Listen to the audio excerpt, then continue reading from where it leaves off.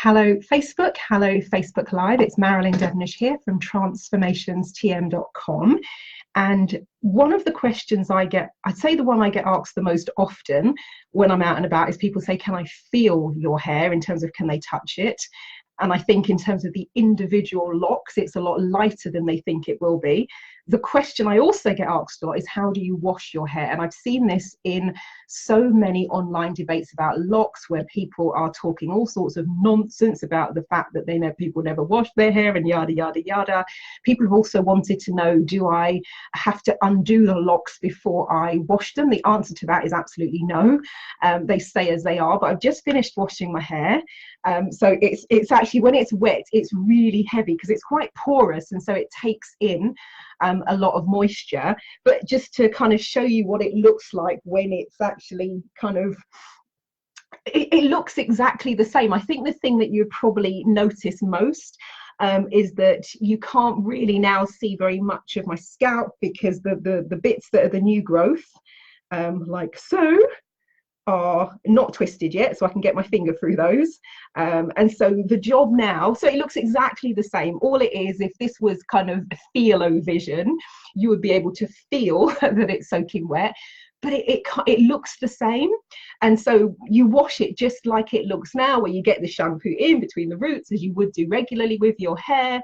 I also kind of shampoo the locks themselves, but that's basically it. So that's how you wash it. My job now, which will probably take anything from 4 to 6 hours, depending on how nifty I am and how quickly my arms get tired, will be to oil my hair, because I have to oil my scalp, and then to retwist it. And so the bits that are what you call the new growth are integrated into what will then become the locks. But that's basically it. So there's no big mystery per se. And when people ask, I don't, because sometimes I'm with friends and they go, don't you think that's a bit rude? And I'm like, well, no, not really, because if you've never had this kind of hair or never encountered someone with locks, why would you know? Why would it be obvious to you? It just wouldn't be, because I presume it's not something you ever really thought about. So I don't get offended. I do think it's sometimes a bit weird where I'm standing in a shop and suddenly I feel this because some stranger is standing next to me feeling in my hair, and that has happened several times. And even I remember I was in King's Cross Station once, and a woman is insisting that it's in extensions. It's not your hair, it's not your hair. And while she's holding it, I don't know this woman from Adam. So that is sometimes a bit weird. But in terms of the questions about it, it's absolutely fine, because it's not the sort of thing that would be obvious to you. But that's it. So yeah, now I've just got a head full of it's quite heavy compared to what it is usually, but a head full of wet hair.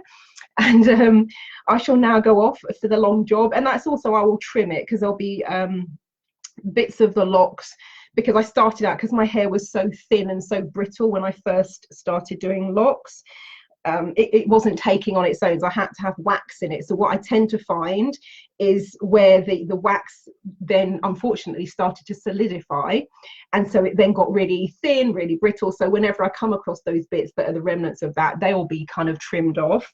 But yeah, that's it. That's the mystery behind washing my locks. So if anybody should ever ask me again, I'll go, I've done a Facebook Live. I will send you the link. So wishing you all a fabulous, wonderful day. And I'm off now for the very long job of oiling and retwisting. I'll catch you later. Bye-bye.